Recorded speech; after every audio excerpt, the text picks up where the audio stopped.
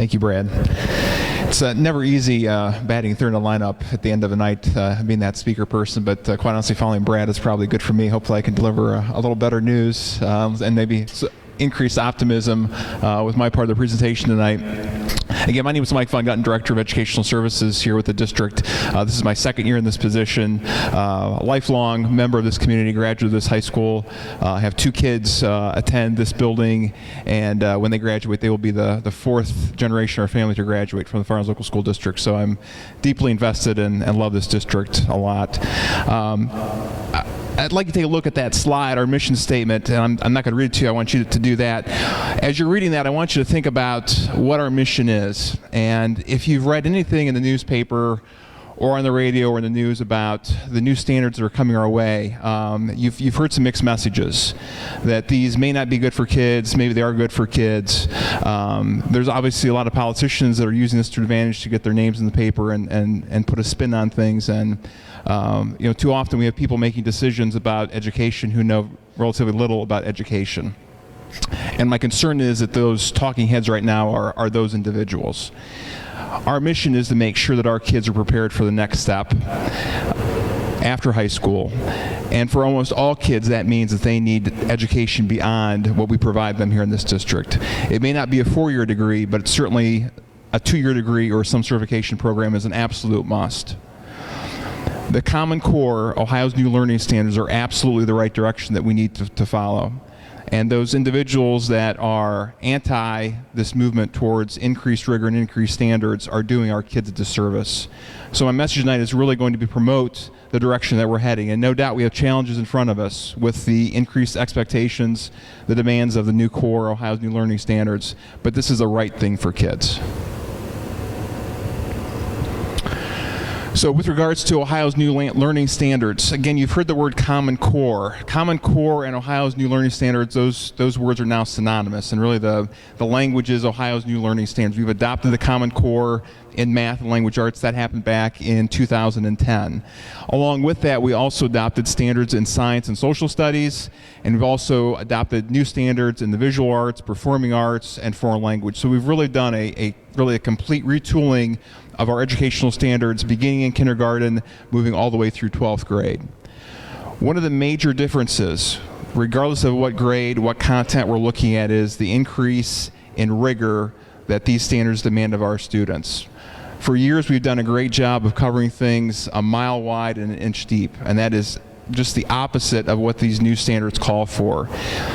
We're in the middle of a transition right now. We have, in some areas in our district, we are full implementation.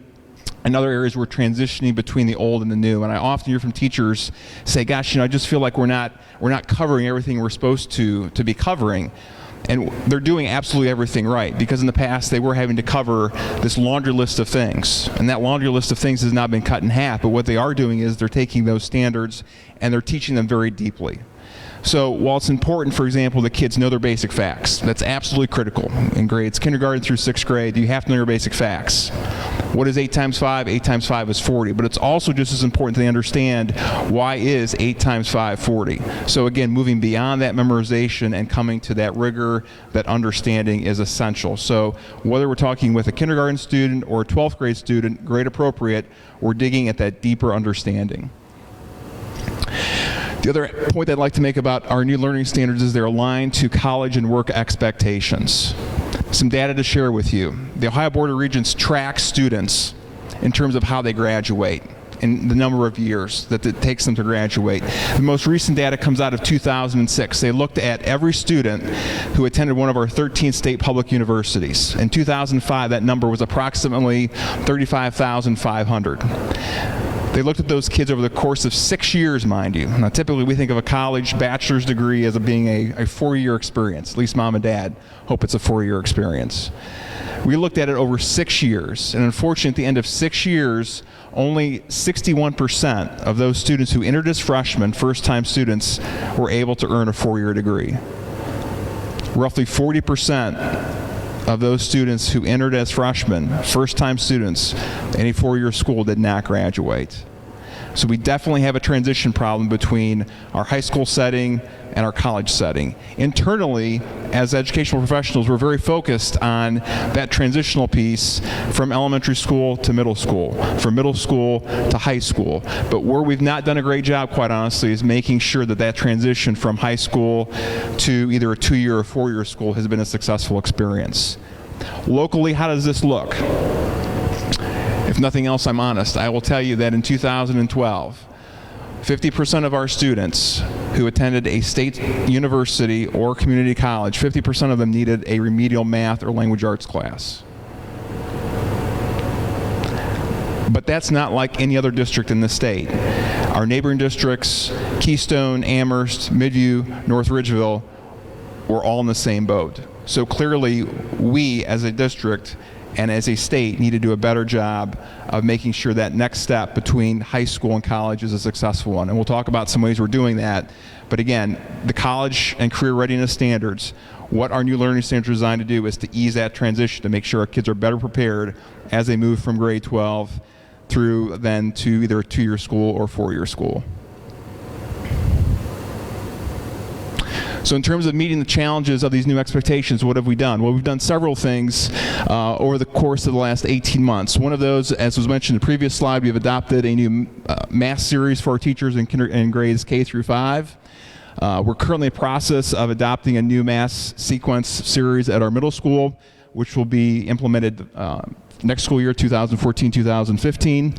One of the things that the Common Core calls for is emphasizing informational text, nonfiction reading and writing. So across all grades, we've spent a lot of time focusing on increasing the amount of reading and writing our students are doing outside of just the typical language arts reading class. We're expecting all of our teachers, regardless of content, to do more reading and respond to that reading in their classrooms. Along that same line, we also realize that in order for readers to become better readers, they need to read more. And one way to have students read more is to allow them the opportunity to choose books that they'd like to read. We've done a pilot at our high school, we've now piloted our elementary school, and we will be piloting at our middle school this coming spring, a reader's workshop format, which while students still read assigned readings from teachers, there's time built in the school day where students freely select books that they would like to read. And we've seen tremendous results at our high school and our elementary school already with implementing, giving kids more choice in what they're reading. So we're really pleased with the results we're seeing there. Increased learning opportunities. You've heard of the third grade reading guarantee. We can agree or disagree with the methodology behind why that may or may not be a good idea, but the bottom line is that if our third graders don't pass the third grade spring reading test, they will be retained. And there's a lot of evidence to support that retention is not in any student's best interest. So as a district, we have spent a tremendous amount of dollars in professional development in kind of retooling our reading program, and specifically our reading intervention program. I'd like to highlight the work of Colleen Thomas, who's been really instrumental in really retooling our intervention program through multisensory language. Another thing we've done in this district that we have not done in at least 10 years is to offer students after-school tutoring opportunities, and that actually just started this week. We have approximately 35 third graders who are spending an extra hour after school 4 days a week in hopes of preparing them for this third grade test that they'll be taking in the in the spring. At our middle school, we have intervention opportunities for students in all grades in both reading and math. And a new opportunity we'll have next year at our high school will be a algebra lab, which we will target about 10 students who we are concerned with about them not being able to successfully pass algebra. We will place them in an additional math course. They will have 2 math courses, and again, that's meant to give them a firm foundation in algebra. We know that algebra is that foundational high school math course. Students who do not do well in algebra are going to struggle in geometry and algebra too. Our focus throughout the last 18 months is really focusing not on programs, but on people. We try and do everything we can to invest in our professionals through professional development, whether that's in-house providing professional development or sending them to outside speakers or bringing those speakers in. people is where we're going to spend our money, and not on a program that claims to be a magic bullet.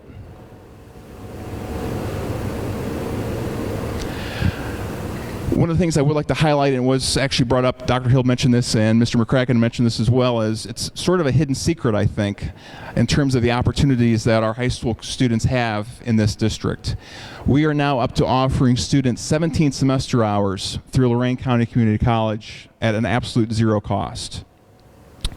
A semester of American National Government, a semester each of U.S. History 1 and U.S. History 2, and Anatomy Physiology 1 and 2. So a total of 17 semester hours through LC. They don't leave our campus. They take those courses in our building. For some time, we've had an agreement with Oberlin College, and students during their junior and senior years can take college writing and Shakespeare, an additional 6 credits free of cost.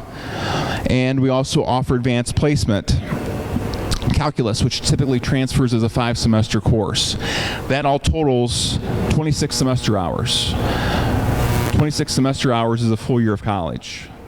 A full year of college at any of our state universities averages around $10,000. Tuition and board together averages around $20,000. So our students that participate in that series of courses, they have saved themselves $20,000 worth of college tuition and a year of college, all at a zero cost. Our hope is to not only continue to add courses to this list, but also to increase our numbers in these courses as well.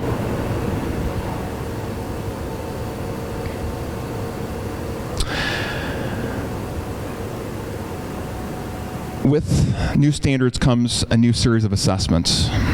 And while I fully am supportive of the direction that our state has chosen to go with adopting new rigorous standards, the assessment piece can be a tough pill to swallow to begin with. What we know to be true right now is that every student in grades, really starting in 3rd grade through 11th grade, will take a series of assessments. Right now, our average elementary student spends 2 days a year taking state assessments, typically reading and math. In 5th grade, there's also a science test. Beginning next year, our 3rd, 4th, 5th through 8th grade students will be taking tests that will increase from 2 to 3 days per week to approximately 5 to 9 days per week. 5 to 9 days per year, with a total testing time of approximately 9 to 10 hours. So we've more than tripled our testing time. And that's just looking at math and language arts. What we know to be true right now is, and there's a lot of unknown in the assessment category, is that when I had spoke about this last year, the plan was for all these tests to be taken online. At this point, I can't say for certain that that's going to be the actual fact for next year. There is some talk that online testing will be delayed a year, and that we'll do paper and pencil testing next year and then move to online testing. But the tests will come, and they will be something that we will need to adjust to, and our students will need to adjust to, but I'm confident that we will be ready to meet that challenge. So again, in math, same sort of circumstances. We have testing in grades 3 through 8, and then at high school, end of course exams in algebra, geometry, and algebra 2. For the current freshman class, the graduation requirement is still the OGT. So looking at the screen, Language Arts 2, Language Arts 3, Geometry, and Algebra 2, those tests most likely will not be implemented next year. The OGT will continue to be the graduation requirement, but likely next year's freshmen will be taking an end-of-course exam in one of their math classes, be it Algebra or Geometry, depending on what level they're in, and then also Language Arts 1. Along with that, we also have new assessments in science and social studies. These tests to mimic the online assessments or supposed online assessments that previously talked about. Again, grades 5 and 8 in science. In addition to that, physical science and biology in high school. And then social studies grades 4 and 6. And then American history and government at the high school level.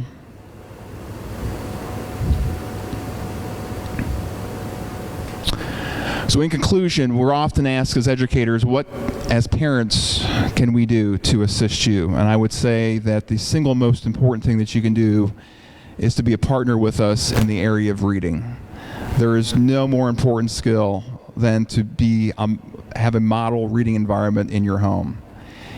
If you could turn off the phone, the computer, the iPad, and every night spend 30 minutes minimally a night, reading with your child, talking with your child about books, asking them questions about what it is they're reading the same book that they're reading, that will pay tremendous dividends. While your student may be taking a science test or a social studies test or a math test, every test is a reading test. And it's critically important that we develop readers from a very early age. So I would really implore you to model reading, encourage your student to read a broad range of texts, discuss what they're reading, and if your students are reluctant readers and don't enjoy reading, then I would say that you haven't found the right book for them yet. Don't give up. Let them choose something to read. Let them build a passion for something, and hopefully that will then transcend into other genres. And of course, being a former math teacher, I couldn't leave math out. If you have younger students, certainly in grades K through 6, it's absolutely imperative that they are fluent with their basic facts, that they also have that understanding of math as well. So any support in the area of reading and the area of math, we would greatly appreciate. With that, that concludes the main portion of our program, and at this point, we would welcome any questions you have.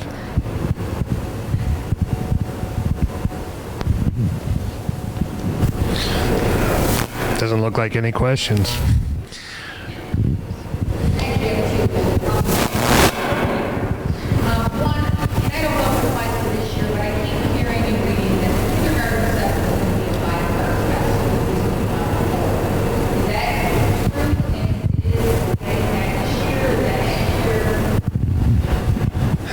The kindergarten test, which in the past has been called the crawl, is changing for next year, and it will be a multi-part assessment. It obviously won't affect this current kindergarten class. It will affect the incoming kindergarten class. The other question, again, is probably just that world history or anything tied outside, our boundaries as a country is going to be taken out of the curriculum, and so that they're not going to understand how the U.S. fits with the rest of the Well, it's interesting. The state has certain graduation requirements in terms of various social studies, and those requirements at the high school are a semester of U.S. history and a semester of government. We require our students to take a full year of world history. That is our freshman social studies class. That's not true of all districts, but that's something that we have in place, and we have no plans to discontinue doing that.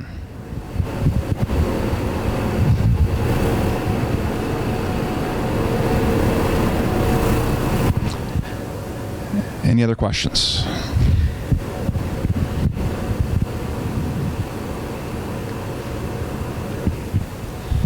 Make a couple concluding comments here. First off, I can't express how proud I am of our faculty for what they've done over the past several years in moving this district forward. This is a fantastic school district. We are as good as any in the county, and we are working on being number one in the state. That is our ultimate goal. We have excellent academics. We are fiscally responsible. We are efficient. We have great arts. We have great athletics. I couldn't be more proud of this school district. A couple points to make about tonight. We are actually streaming this event live over the internet. It was something we tried to do tonight. The internet viewers were not able to see the slideshow. I will create a slideshow, or a video actually, for our YouTube channel that will have a split screen associated with it, where the slides would advance as the speaker is speaking. So you have video on one side, you have slides on the other. That will be available via our YouTube channel, which can be linked to through our website. And I would like to thank Brian Smith, who is our lead tech, for his assistance in streaming the video tonight. We had some positive response as this was going on. I wish we could have had both the slides and the video associated with it, but it was something new for us. We'll see if we want to continue to do that in the future. With that, I thank everyone for coming out. We do appreciate your support. The Falcon family is quite the place to be. Thank you.